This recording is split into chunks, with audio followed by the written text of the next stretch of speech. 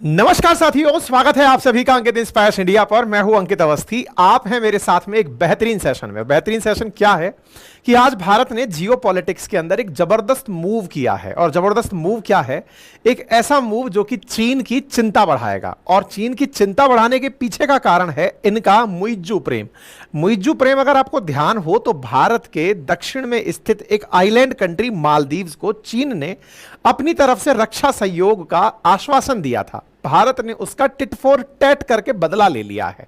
भारत ने इनको यानी कि मालदीव्स के नाम पर चीन को धमकाते हुए कहा है कि ठुकरा के मेरा प्यार तू मेरा इंतकाम देखेगी। उस अंदाज में आज इंडिया ने चीन को बहुत अच्छे से समझा दिया है कि अगर तुम डाल हो तो हम पात हैं। क्या है पूरी कहानी विस्तार में बताएंगे, बस शॉर्ट में इतना सा समझ लीजिए कि जिस प्रकार से भारत के दक्षिण में मालदीव्स को रक्षा सहयोग चीन देने निकला, चीन के दक्षिण में दक्षिणी चीन सागर में फिलीपींस को भारत ने आज अपनी ब्रह्मोस पहुंचा दी है। ये जो तस्वीर आप देख रहे हैं, ये तस्वीर भारत की तरफ से ग्लोब मास्टर से उतरते हुए ब्रह्मोस मिसाइल की है।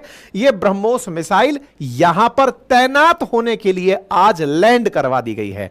आप रक्षा सहयोग करने की बात कर रहे थे, हमने अपना माल बेच भी दिया है लगभग $4.5 या कहिए तो $375 मिलियन के अंदर, $0.4 बिलियन के अंदर हमने यह रक्षा सहयोग समझौता किया था और हमने ब्रह्मोस लगा भी दिया है। अब इसकी वजह से क्या होगा वो तो दुनिया जाने, लेकिन दुनिया में हेडलाइन जबरदस्त है। और हेडलाइन साथियों केवल यह बन चुकी है कि इंडिया ने चाइना को काउंटर करते हुए साउथ चाइना सी के अंदर अपनी तरफ से ब्रह्मोस तैनात कर दी है। यह बात बिल्कुल वही वाली बात है जो हम अक्सर आपसे कहते हैं कि इंडिया के चारों तरफ चाइना हमको घेरने की तैयारी करता है, हम चाइना को घेरने की तैयारी करते हैं। चाइना हमसे क्यों इरिटेट होता है, यह आज आपको डिटेल में समझ में आएगा। इस पूरी कहानी को कहां से शुरू हुई, कैसे चली, किस प्रकार से हमने पाकिस्तान पर बकायदा ब्रह्मोस चलाकर टेस्टिंग करके फिलीपींस वालों को अपनी ब्रह्मोस बेची, आज के सेशन में बताएंगे। हमने बकायदा इनको ट्रायल रन दिया था कि देखिए पाकिस्तान वालों को चीन सुरक्षा देता है, अगर आप चाहें तो हम पाकिस्तान में मार के दिखा दें। उन्होंने कहा, फिलीपींस वालों ने, हां सर टेस्टिंग लेना चाहेंगे तो लीजिए। टक से हमने चलाया, पाकिस्तान में फटा। बोले देख लिया, पाकिस्तान के अंदर सुरक्षा देने वाला चीन ब्रह्मोस को नहीं पकड़ पाया, अब तुम चीन पे चला दोगे, चीन पकड़ नहीं पाएगा। बोलो अब पैक कर दें? बोले हां सर कर दो। तो हमने भाई साहब ब्रह्मोस पैक कर दी, पहुंच गई है और तैनात होने वाली है। क्या आ गई बात समझ में? चलिए शुरुआत करते हैं सेशन की डिटेल में, लेकिन कुछ गुजारिश करने का वक्त है। वक्त यही है कि चैनल को सब्सक्राइब कर लो, अपडेट बने रहने के लिए बहुत जरूरी रहता है। चैनल को सब्सक्राइब करने में एक बटन है लाल सा, वो दबा दीजिए। बेल आइकन है वो दबा दीजिए, ताकि भविष्य में जब भी कोई सूचनाएं मिले आप तक पहुंचती रहें। पढ़ने लिखने वाले लोग अगर आप मेरे साथ नटराज बैच ज्वाइन करना चाहते हैं तो मोस्ट वेलकम है। आरएएस परीक्षा के लिए हमारी टीम बेहतरीन 16 सब्जेक्ट की तैयारी कराती है, उनमें से हम एथिक्स पढ़ाते हैं। एथिक्स पढ़ने वालों के लिए 999 के अंदर हमारा कंप्लीट एथिक्स की क्लास आपके लिए उपलब्ध है। एडमिशंस ओपन है। और हाँ, यदि आप हमारे ऑलरेडी किसी भी कोर्स के अंदर एनरोल हैं अपनी पाठशाला पर, तो एथिक्स कोड यूज करिएगा। 499 के अंदर नीति शास्त्र पढ़ने का मौका मिल जाएगा। और हाँ, यदि आप मेरा हैंड रिटन कंटेंट चाहते हैं वो भी उपलब्ध है। और अगर आप मेरा कोर्स चाहते हैं रिकॉर्डेड फॉर्मेट में, तो 1499 में GS, history, geography, polity, economy उपलब्ध है। और पुराने विद्यार्थी जो ऑलरेडी हमारे कोर्स में एनरोल हैं और वैलिडिटी एक्सटेंड करना चाहते हैं, तो वो अंकित 50 कोड यूज करके 799 के अंदर पूरी 1 साल की वैलिडिटी के साथ हमारा कोर्स एनरोल कर सकते हैं। बाकी हैंड रिटन नोट्स आपके लिए उपलब्ध हैं, वो हमने दिखा भी दिए। चलिए बढ़ते हैं साहब। तो साथियों बात है चाइना की, और चाइना के साउथ चाइना सी के अंदर आज इंडिया ने चीन को उसी की भाषा में धप्पा बोल दिया है। क्या किया है जरा आप चाइना देखें और चाइना के साथ लगा हुआ फिलीपींस देख लें। मैप को अगर समझना चाहें तो हल्का सा इसे मैप की दृष्टि से समझ लेते हैं। अगर हम इंडिया को, एशिया को इस प्रकार से पढ़ना चाहें तो ऊपर उत्तर है, नीचे दक्षिण है, राइट में ईस्ट है और लेफ्ट में वेस्ट है। तो इंडिया के रेस्पेक्ट में अगर हम बात करें तो इंडिया के रेस्पेक्ट में साउथ और ईस्ट के अंदर बसे हुए इन सभी देशों को साउथ ईस्ट कंट्री कहा जाता है, जो कि अपने आप में एक समूह बनाकर रहते हैं, जिन्हें आसियान कंट्री कहा जाता है, association of south east Asian nation. तो ये साउथ ईस्ट एशियन नेशंस का एसोसिएशन है, जिसमें 10 देश आते हैं। उनमें से एक देश है फिलीपींस, जो यहां दिखाई दे रहा है। आज चर्चा इसी फिलीपींस की हो रही है, क्योंकि इसी फिलीपींस को भारत ने अपनी तरफ से ब्रह्मोस मिसाइल दी है। अब बड़ा सवाल यह बनता है कि फिलीपींस को हमने क्यों दी है। इसका पूरा कहानी समझने से पहले आपको यह समझना पड़ेगा कि फिलीपींस की टसल किससे चल रही है।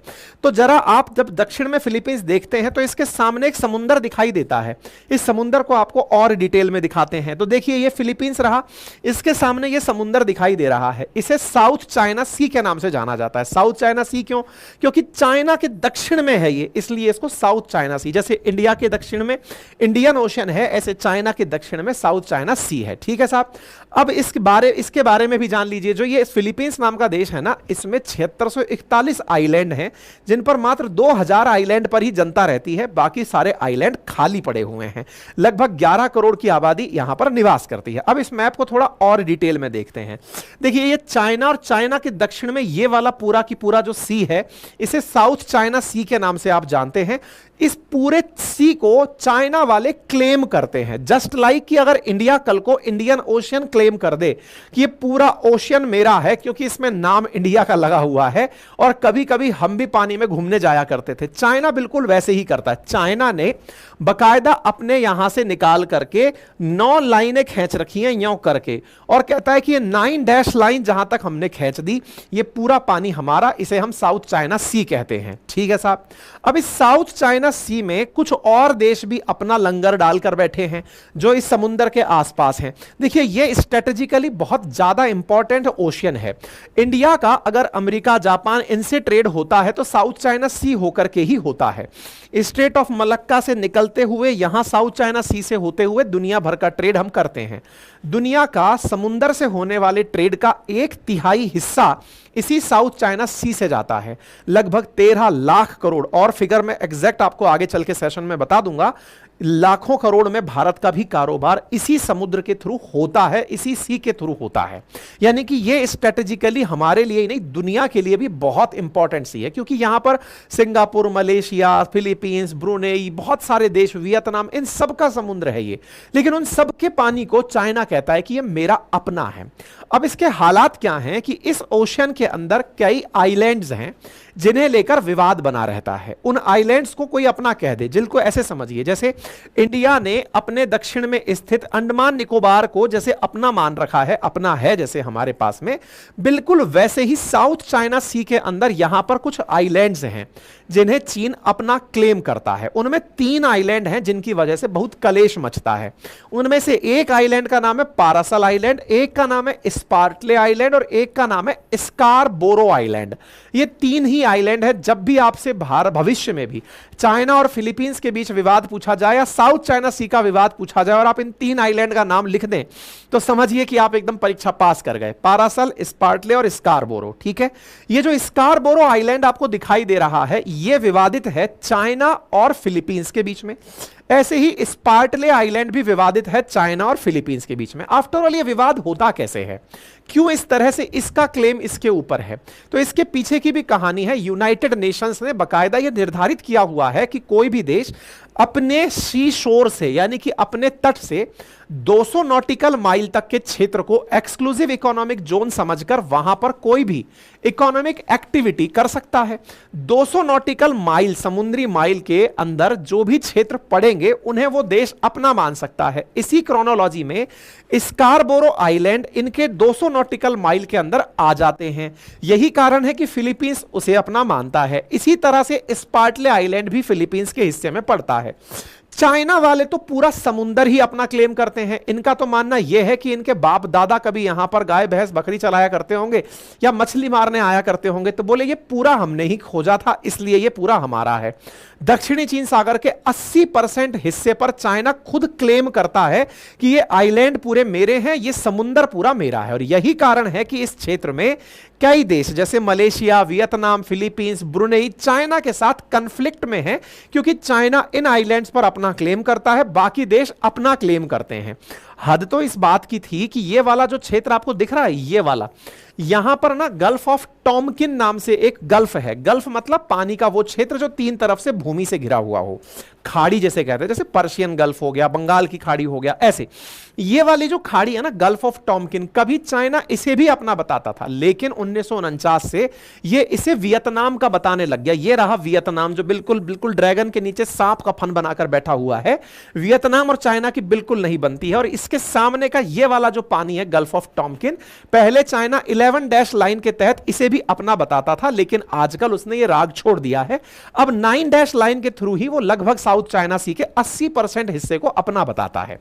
9 डैश लाइन के अंदर जो मामला फंस गया वो फिलीपींस के साथ विवाद का कारण बन गया। अब फिलीपींस के साथ जो विवाद है वही हमारा सेल्स पॉइंट है, यानी आज इंडिया ने अगर किसी विवाद के कारण किसी को कोई सामान भेजा है तो वो यही कारण है कि इस क्षेत्र के अंदर जो चाइना के द्वारा क्लेम किया जाने वाला जोन है वो फिलीपींस के साथ जो विवाद है, अब आप उसको समझेंगे कि चाइना फिलीपींस का विवाद क्या है और किस तरह से हमारे द्वारा दिया गया ब्रह्मोस मिसाइल सिस्टम इन्हें चाइना वालों को आने वाले समय में चिंता देगा। चिंता का बड़ा कारण मैं समझा दूं, आप में से कुछ लोग हो सकता है जो कहें कि सर ये बड़ा एग्जरेटेड बात है कि चीन को चिंता होगी भारत के ब्रह्मोस से। देखो मैं फिर से याद दिला दूं, चाइना पाकिस्तान की हिफाजत की कस्में खा रखा है। पाकिस्तान भी अपने डिफेंस सिस्टम में चीनी सामानों को लगा रखा है कि कल को कोई मिसाइल आएगी तो चीनी मिसाइल बता देंगी कि देखो आ गई। इंडिया ने बाकायदा पाकिस्तान पर मिसाइल दागकर यह बताया था कि देख लो हमने आप पर चला के दिखा दिया है, तुम पकड़ ही नहीं पाओगे कि ब्रह्मोस चला दी है।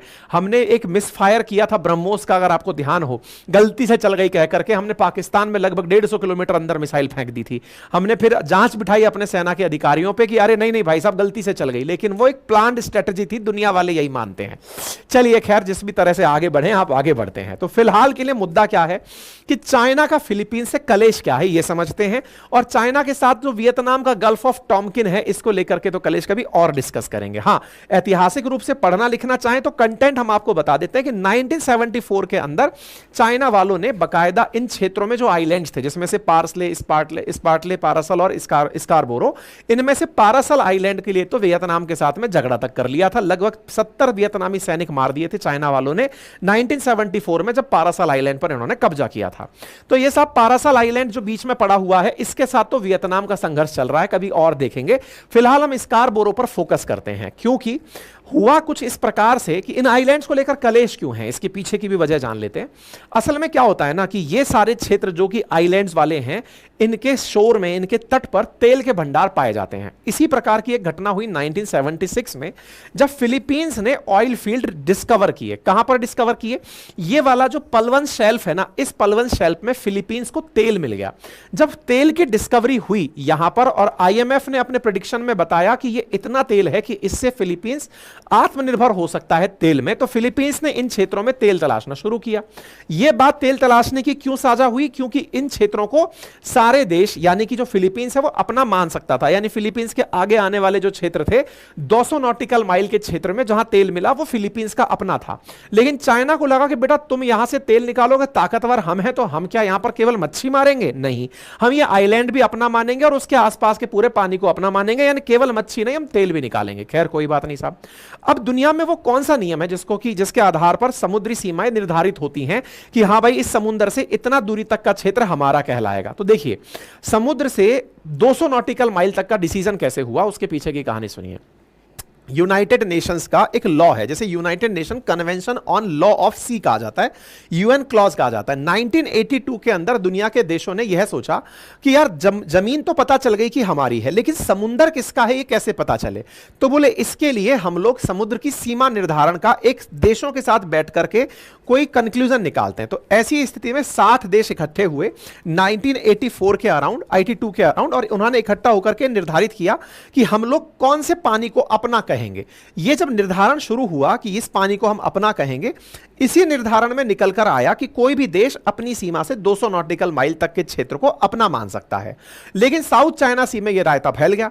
क्यों? क्योंकि साहब यहां तो बहुत सारे देश सीमा के अंदर हैं, इसका 200 नॉटिकल माइल, दूसरे देश के 200 नॉटिकल माइल, लेकिन चाइना वाले तो यहां पर पूरा पूरा पानी क्लेम कर रहे हैं। तो 200 नॉटिकल माइल का जो सिद्धांत है वो चाइना वालों के रास नहीं आया। यही कारण है कि स्कारबोरो आइलैंड, जो कि एक तरह से फिलीपींस से तो 100 नॉटिकल माइल्स पर है और चाइना से 500 नॉटिकल माइल पर है, चाइना वालों की जिद के चलते कि हम नहीं मानते यूएन क्लॉज को, हम साउथ चाइना सी के अंदर पूरा पानी हम अपना मानते हैं, 80% कुल पानी को हम अपना मानते हैं, इसमें पड़ने वाले आइलैंड्स को भी हम अपना मानते हैं। इस यूएन क्लॉज के आने के बाद में फिलीपींस और चाइना के बीच में काफी कंफ्लिक्ट बढ़ गए। मतलब आप इस तरह से देखिए, यहां पर आपको यह स्कारबोरो आइलैंड दिखाई दे रहा है जो कि फिलीपींस के एक्सक्लूसिव पानी जोन के अंदर आता है। चाइना वालों की जबरदस्ती में आता है। ये डैश जो बने हुए हैं ये 9 डैश कहलाते हैं, इन 9 डैश के अंदर वो आता है। तो चाइना वाले तो 9 डैश के कारण इसको काउंट कर रहे थे और फिलीपींस वाले इसको exclusive economic zone UN clause के अकॉर्डिंग, यूनाइटेड नेशंस के कॉल के अकॉर्डिंग काउंट कर रहे थे। दोनों ने अपने अपने प्रूफ दे दिए। चाइना वाले कहते थे कि हमारे दादा परदादा यहां मच्छी मारते थे, हम इसलिए इस पानी को अपना मानते हैं। फिलीपींस वाले कहते हैं कि साहब सरकार की यूएन की तरफ से बताए हुए नियमों से यह हमारा है, इसलिए हम इसको अपना मानते हैं। दोनों इस बात को लेकर झगड़ना शुरू किए।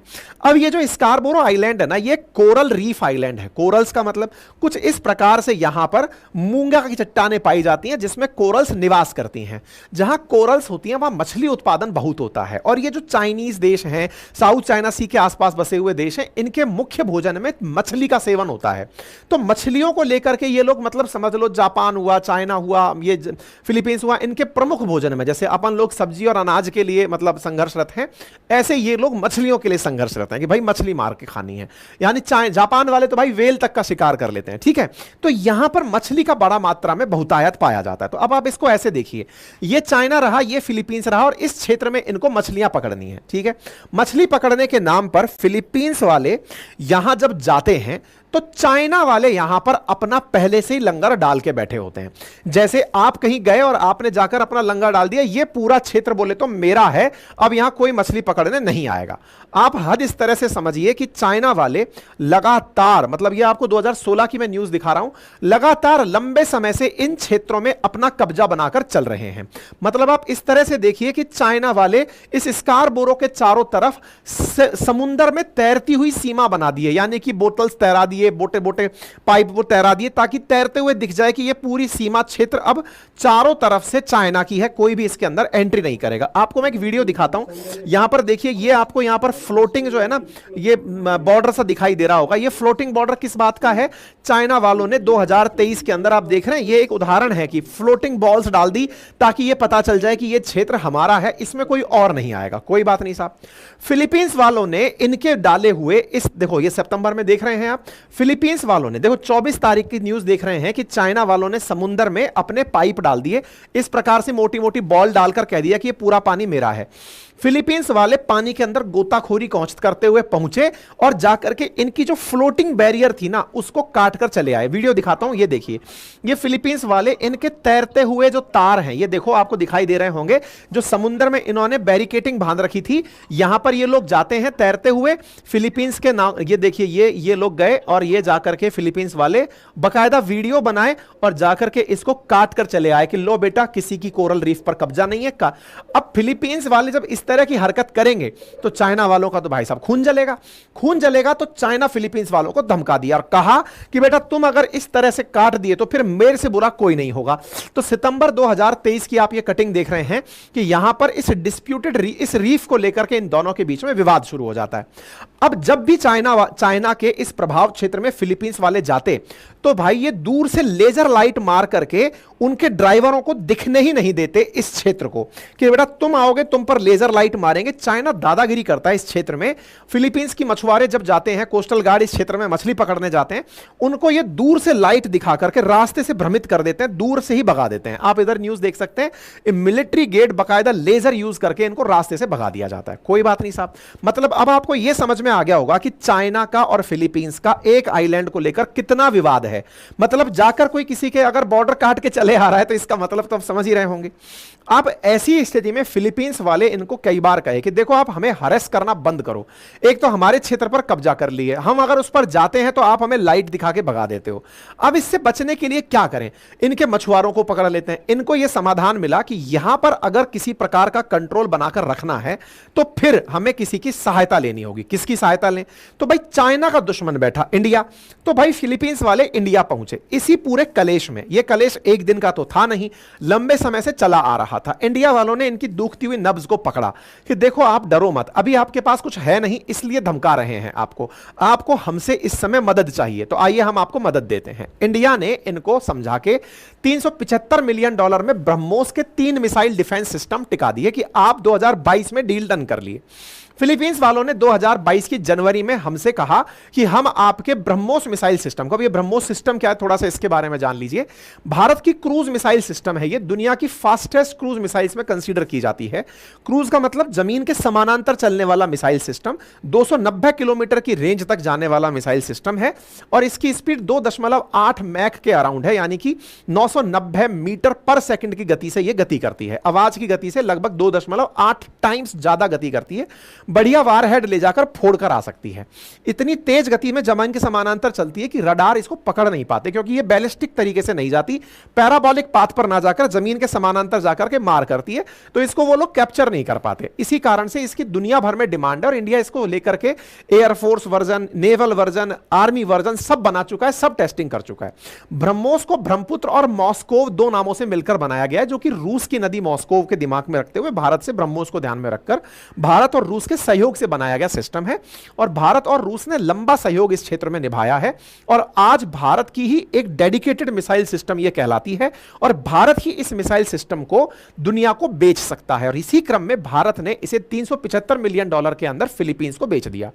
अब फिलीपींस वालों ने यह कहा कि सर खरीद तो रहे हैं हम आपसे, डील भी कर ली, लेकिन जब इतना महंगा व्हीकल हम खरीद रहे हैं, 3000 करोड़ में आपसे अगर सिस्टम खरीद रहे हैं, हमने गाड़ी चलाकर नहीं देखी। आदमी अगर कोई हीरो होंडा मोटरसाइकिल एक्टिवा तक खरीदता है तो चाहता है कि वो उसका एक बार डेमो ले ले। मारुति की अल्टो कार भी खरीदता है तो डेमो लेने की कोशिश करता है, यार चला के देख तो लें दो कैसी चलती है। हम आपसे 3000 करोड़ की मिसाइल ले रहे हैं, हमने आज तक चला के देखी नहीं। इंडिया ने कहा यार चलाई तो हमने भी नहीं, पर लेकिन आपके लिए हम ये भी कर देंगे, आपकी मुराद भी पूरी कर देंगे। भाई साहब ऐसा मैं नहीं, लोगों का परसेप्शन है कि इन्होंने जब हमसे डिमांड की कि हमें, अब यार मुंह पे तो किसी ने कहा नहीं होगा कि ऐसे करो, मैं आपको थोड़ा समझाने के पॉइंट ऑफ व्यू से बता रहा हूं। तो भाई साहब इंडिया वालों ने इसको बकायदा चलाकर पाकिस्तान की सीमा में लगभग 124 किलोमीटर अंदर तक दाग दिया, जिससे कि इंडिया का मिस फायर कहा गया कि गलती से चल गई साहब हमसे और पाकिस्तान में जाकर गिर गई। तो ब्रह्मोस को लेकर के यह संतुष्टि मिल गई फिलीपींस वालों को कि पाकिस्तान का डिफेंस सिस्टम जो चीन वालों ने दे रखा है उनको मिसाइल से बचाने के लिए, जब वो पकड़ ही नहीं पाया, दैट इज ब्रह्मोस अपने आप में काफी कारगर चीज है। कल को अगर चाइना पर चलाया गया तो चाइना पकड़ नहीं पाएगा। ठीक है साहब। तो इस भारत का जो ये ब्रह्मोस है, जिसका मतलब ब्रह्मोस को लेकर 1998 में जिसको लेकर भारत और रूस के बीच करार हुआ था और 2007 में पहली बार जो बनकर आई थी, फिलहाल हमारे इंडियन नेवी, इंडियन आर्मी और नेवी सबके पास में, ये एयरफोर्स सबके पास में है। ठीक है। ब्रह्मोस को हमने प्रॉपर तरीके से इनको समझा दिया कि आपको हम उपलब्ध कराएंगे। फिलीपींस वाले नेवी के लोग हमारे पास चलकर आ गए कि सर हमें ट्रेनिंग भी दे दो, कल को चलानी पड़ गई, हमारी नेवी को सुरक्षा करनी पड़ती है चाइना वालों से, तो हमें ट्रेनिंग भी दे दो। तो बोले ले जाओ, तुम भी ट्रेनिंग ले जाओ। बकायदा हमने इस ट्रेनिंग को ध्यान में रखते हुए प्रॉपर तरीके से प्लान किया कि इन्हें 2023 के दिसंबर तक पहली ब्रह्मोस पहुंचा देंगे, लेकिन कुछ तकनीकी दिक्कतों से थोड़ी थोड़ी देरी होती रही। आज जो आप ये सुर्खी पढ़ रहे हैं, जिस समय आप ये सेशन सुन रहे हैं, उससे कुछ ही घंटों पहले भारत ने ब्रह्मोस को C-17 ग्लोब मास्टर में भर के ब्रह्मोस को फिलीपींस में पहुंचा दिया है। तस्वीरें आपके सामने हैं। हमने इसके बारे में कल भी आपको अपने ट्विटर हैंडल अंकित कुमार अवस्थी जो वेरीफाइड अकाउंट है, कल भी आपको यहां पर इंफॉर्म कर दिया था कि किस प्रकार से C-17 ग्लोब मास्टर के अंदर हम लोग ब्रह्मोस को भेजेंगे। आज भी हमने सुबह ही आपको, शाम को ही ये थोड़ी देर पहले अपडेट किया है कि देखो हमारी ब्रह्मोस C-17 में पहुंच चुकी है। यहां पर उतरते हुए का आप ये वीडियो भी देख सकते हैं किस प्रकार से C-17 ग्लोब मास्टर से ब्रह्मोस उतर रही है। यानी जो ब्रह्मोस के लिए 2022 में हमने इनके साथ एग्रीमेंट किया था $375 मिलियन में, वो ब्रह्मोस हमने मात्र 1.5 साल के भीतर भीतर इनको यहां पर डिलीवर भी कर दिया, 2 साल के भीतर भीतर डिलीवर भी कर दिया। ये आप जाते हुए देख सकते हैं और ये बकायदा लदकर चल भी दी है कि चली साहब ब्रह्मोस अब ठिकाने लगाने चाइना वालों को। बकायदा यहां पर मिठाई विठाई बांटी गई। फिलीपींस वालों से कहा गया कि चिंता मत करो, अब तुम सुरक्षित हाथों में हो, बढ़िया से मिठाई खाओ, मन खुश रखो। ठीक है साहब। कुल मिलाकर 19 अप्रैल को हमने अपनी तरफ से इनको 3130 करोड़ की ब्रह्मोस सौंप दी है। और यहां पर ये जो मिसाइल सौंपी गई है, ये 290 किलोमीटर की मारक क्षमता वाली है और ये चाइना के साथ 1-on-1 करेगी। रशियन टाइम्स ने भी इस खबर को लिया। भारत और रूस के साथ मिलकर बनी हुई है मिसाइल है। अभी जो हम देने वाले हैं इनको 3130 करोड़ में, देने वाले क्या हैं? इनको 3 मिसाइल सिस्टम देंगे जो ये अपने कोस्ट पर तैनात करेंगे। कोस्ट पर तैनात करेंगे। इस सिस्टम के अंदर, प्रत्येक सिस्टम के अंदर 2 मिसाइल लॉन्चर होंगे, 1 रडार होगा, 1 कमांड एंड कंट्रोल सेंटर होगा और यहां पर 2 ब्रह्मोस मिसाइलें 10 सेकंड के अंदर दागी जा सकेंगी। इस प्रकार का सिस्टम भारत फिलीपींस को दे रहा है। इसका मतलब यह समझ जाइए कि जो मालदीव्स के केस में चाइना वालों ने उनसे कहा था कि हम तुम्हारा रक्षा सहयोग करेंगे, हमने कर दिया। तुम कह रहे थे हमने डिलीवर भी कर दिया है, हमने अपनी तरफ से कंप्लीट डिलीवरी कर दी है। लोग अब इस बात में कहने लग रहे हैं कि इंडिया ने बहुत तेजी से इस काम को किया है। आपको ध्यान होगा हमने एक सेशन किया था कुछ दिनों पहले, जब भारत का मालदीव के साथ विवाद चल रहा था, लक्षद्वीप वाला इशू चल रहा था। उस समय भी हमने कहा था कि चीन वालों ने इनसे कहा है कि हम मुफ्त में आपको रक्षा सहयोग देंगे। दोगे भाई, क्योंकि तुम्हारे नाक के नीचे हमने ब्रह्मोस तैनात कर दी है। इनकी इतनी औकात नहीं है कि ये आपसे मिसाइल खरीदें, ये तो आपसे टूरिस्ट ही मंगा लेंगे, उतने में काम चल जाएगा इनका, ठीक है। तो चाइना का हाथ भले ही इन्होंने मालदीव ने पकड़ रखा हो, लेकिन भारत ने इनको प्रॉपर तरीके से अपना काम करके दिखा दिया है। अब आपके दिमाग में सवाल बनेगा कि इंडिया इस काम से करेगा क्या। देखिए, पिछले वित्तीय वर्ष में भारत के रक्षा उपकरणों के एक्सपोर्ट में 32.5% का एक्सपोर्ट रहा। 21,000 करोड़ का हमने डिफेंस एक्सपोर्ट पार किया है। भविष्य में हम डिफेंस एक्सपोर्ट को और बढ़ाने वाले हैं, जिसमें भारत का डॉर्नियर 155 mm एडवांस टोही, आकाश मिसाइल सिस्टम, रडार, सिमुलेशन दुनिया भर को हम बेचने वाले हैं। इसी क्रम में भारत ने इनको जो प्रॉमिस किया वो पूरा कर दिया। एक बार के लिए क्रोनोलॉजी आप देखें, मार्च 26 की, इंडिया सपोर्ट फिलीपींस सॉवरेनिटी, ऐसा जयशंकर साहब ने कहा था, क्योंकि 12 मार्च को चाइना वालों ने मालदीव से कहा था कि हम आपकी सॉवरेनिटी की रक्षा करेंगे। तो यही लाइन जब इन्होंने 12 मार्च को कही थी ना चाइना वालों ने मालदीव्स को, हमने 26 मार्च को जयशंकर साहब को भेजकर इनसे कह दिया था चिंता मत करो, इंडिया फिलीपींस की संप्रभुता की रक्षा करेगा। इसका मतलब समझिए, भारत ने चाइना का मालदीव्स के प्रति जो प्यार था, जो कि 12 मार्च को दिखाया गया था, उसका काउंटर 26 मार्च को दिखा दिया था कि ये पकड़िए, हम आपका सहयोग करेंगे। बात समझ रहे हैं आप। ब्रह्मोस के जाने से अब एक और उम्मीद जगी है कि भारत ने चाइना के दक्षिण में फिलीपींस को ब्रह्मोस पहुंचा दी। उसी के दक्षिण में एक देश और है जिसका नाम वो है वियतनाम है। अब हम वियतनाम को भी ये मिसाइल बेचने वाले, 2023 के अंदर इनसे भी बात चल रही है, ब्रह्मोस इनके पास भी पहुंच जाएगी। तो एक प्रकार से हम इनके दुश्मनों को अनेबल कर रहे हैं। चिंता मत करो, मछली मारनी है तो ब्रह्मोस से मारना, उस तरह से हाल चल रहा है। जानकारी समझ में आ गई हो, अपडेट की आप लगता हो कि हाँ भाई इतनी देर तक सुना है, कुछ कंटेंट मिला है। आपसे एक मुफ्त का आप सहयोग चाहते हैं, और सहयोग ये है कि सब्सक्राइब का बटन है, उससे जाके दबा दीजिए, है ना। 0.19 सेकंड में क्लिक हो जाता है, और हमको फायदा ये होता है कि जब भी नया सेशन आता है आप तक हम तुरंत पहुंच जाते हैं, ठीक है। फिलहाल के लिए इतना ही। बाकी पढ़ने लिखने वाले विद्यार्थियों से कहा जा रहा है कि यदि आप आरएएस परीक्षा की तैयारी कर रहे हैं तो आप हमारे फाउंडेशन बैच में एडमिशन ले सकते हैं, और यदि आप केवल डेडिकेटेड एथिक्स पढ़ना चाहते हैं तो नए विद्यार्थियों को 999 में, पुराने विद्यार्थियों को 499 में एथिक्स कोड यूज करने पर उपलब्ध है। रिकॉर्डेड जीएस फाउंडेशन बैच 1499 में, पुराने विद्यार्थियों को 79 में, आफ्टर यूजिंग कोड अंकित 50 वो पा सकते हैं। बाकी हमारी बुक्स भी आपके लिए मार्केट में उपलब्ध हैं, आप इन्हें हमारे अपनी पाठशाला एप्लीकेशन से ऑर्डर कर सकते हैं। कुछ इस प्रकार से लिखी हुई किताबें आपको उपलब्ध कराई जा रही हैं। फिलहाल के लिए इतना ही। अपना ख्याल रखें, बड़ों का सम्मान करें, छोटों को प्यार दें, और अपना व्यक्तित्व इस प्रकार से विकसित करें कि महिलाएं आपके साथ सुरक्षित और सम्मानित महसूस करें। धन्यवाद।